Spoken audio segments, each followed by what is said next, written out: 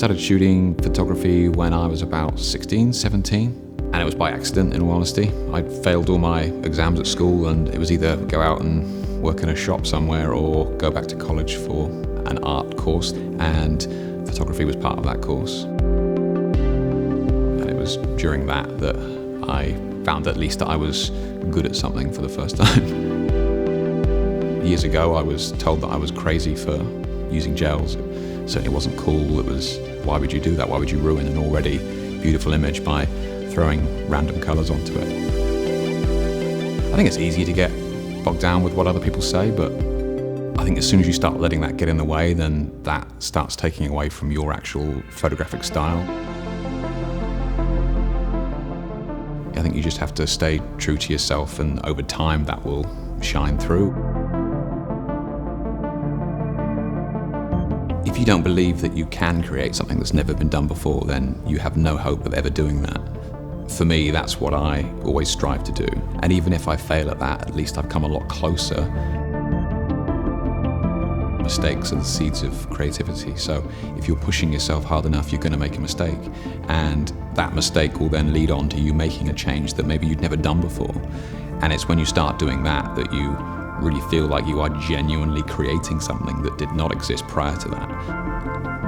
I try and get as much of an image done in camera as I possibly can do on the day. I don't think I've ever done a composite before, and that's been suggested to me in the past as surely that would be easier. But for me,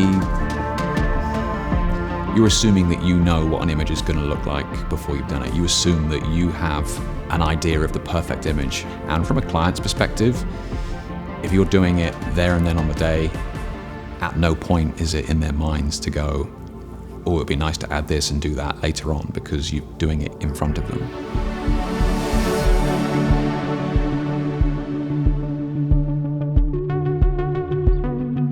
Several years ago, I used to manage a studio, and I was responsible for training the new recruits that came in. And it was something that I grew to love as, in all honesty, you see somebody getting better under your tutelage.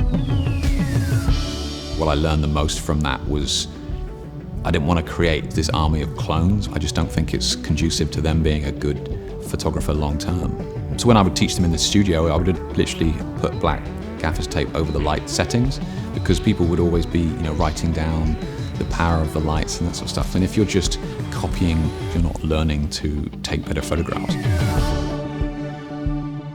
One thing that I found that I enjoyed more about the workshops, even than being in the studio, was the fact that you have a lot of hobbyist shooters in there that perhaps don't do it all day, every day.